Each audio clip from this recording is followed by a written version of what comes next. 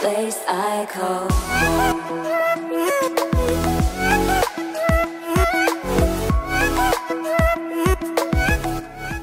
Bonjour à tous, j'espère que vous allez bien et je vous retrouve aujourd'hui pour le tuto des Bubble Tea en fimo liquide. Donc vous pouvez bien sûr en réaliser de toutes les couleurs, mais j'ai choisi de vous montrer pour exemple une version rose que je trouve assez sympa. Pour le tuto, je vais donc utiliser de la fimo liquide, vous pouvez bien sûr utiliser d'autres méthodes, mais je trouve que c'est la plus simple qui existe. Et je vais utiliser les moules de la boutique en exemple, mais vous pouvez bien sûr prendre d'autres moules si vous en avez chez vous. On commence par le plus simple, c'est-à-dire le couvercle. Comme il est totalement transparent, je remplis juste le moule du couvercle avec de la fimo liquide. La seule petite difficulté, c'est d'essayer de ne pas avoir de bulles dans le moule, mais ça se fait très bien si on y va progressivement. Et ensuite, je m'aide d'une aiguille, mais vous pouvez prendre n'importe quel outil pour égaliser un petit peu le niveau et avoir quelque chose de bien plat sur le dessus du moule. Et si vous voulez changer un petit peu et faire un couvercle coloré, vous pouvez totalement, il suffit juste de teinter votre fimo avant de la mettre dans le moule. Voilà ce qu'on obtient et on va pouvoir passer au début du gobelet. Donc vous allez le voir, je vais le faire en plusieurs couches successives. Et la première, ça va être une très fine couche transparente au fond, vous n'êtes pas obligé de la faire, mais je trouve que ça fait un rendu un peu plus détaillé et que ça rappelle bien le fond du gobelet qui est translucide. Et pour ça, comme tout à l'heure, je mets un petit peu de fimo liquide, je viens le lisser avec une aiguille et voilà ce qu'on obtient.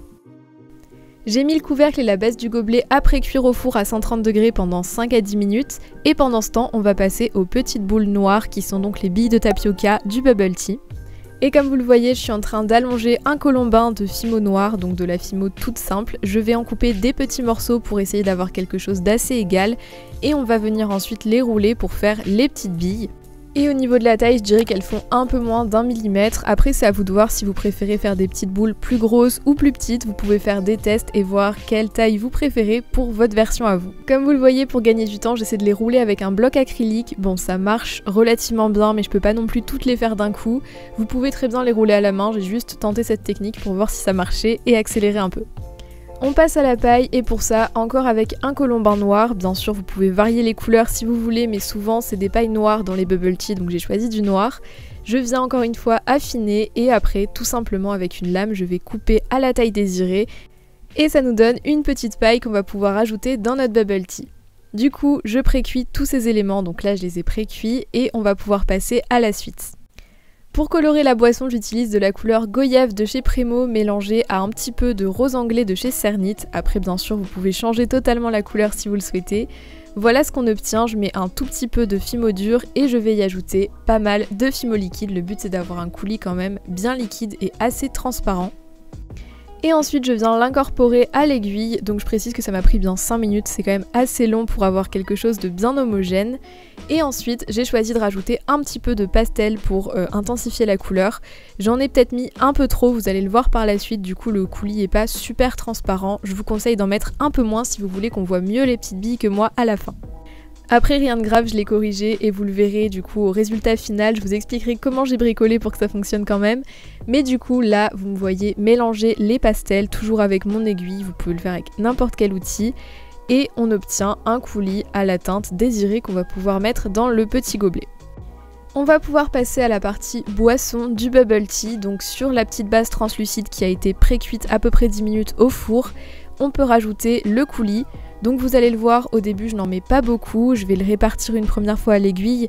Et avant de rajouter du coulis, on va venir mettre les petites billes de tapioca et le fait de ne pas avoir trop de coulis, ça permet de bien les placer au fond, vu que normalement elles sont au fond du gobelet.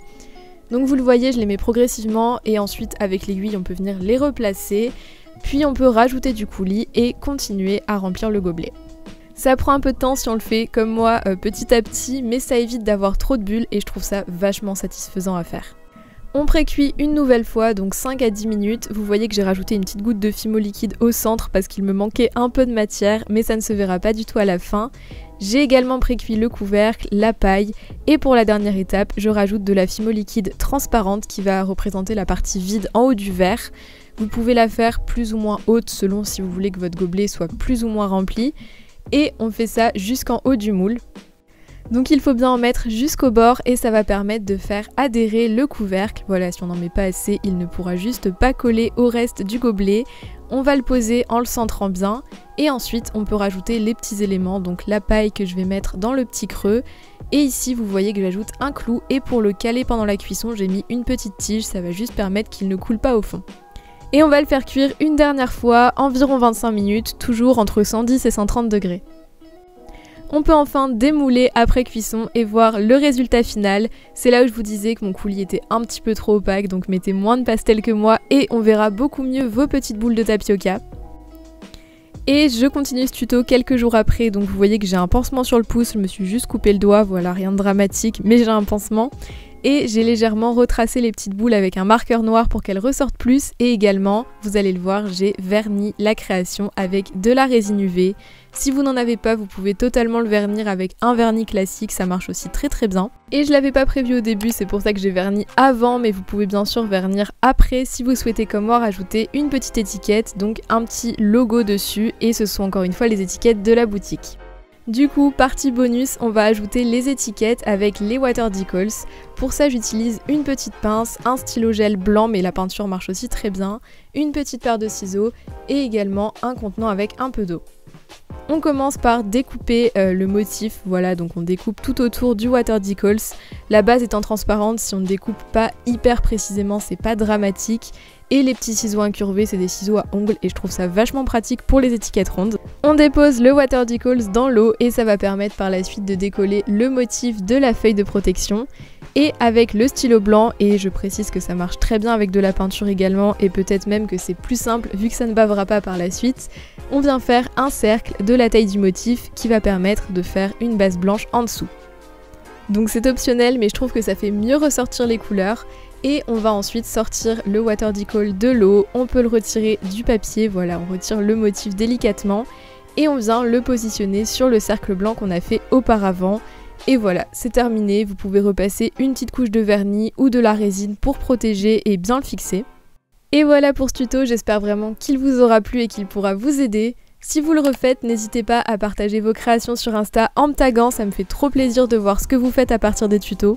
Je précise que je vous remettrai les liens de tous les produits que j'ai utilisés en barre d'infos pour vous aider à les trouver facilement si vous voulez vous les procurer. Si vous avez la moindre question, vous pouvez la laisser en commentaire. N'hésitez pas à laisser un petit like si vous avez aimé la vidéo. Et moi je vous dis à très vite pour de prochains tutos. Bye tout le monde!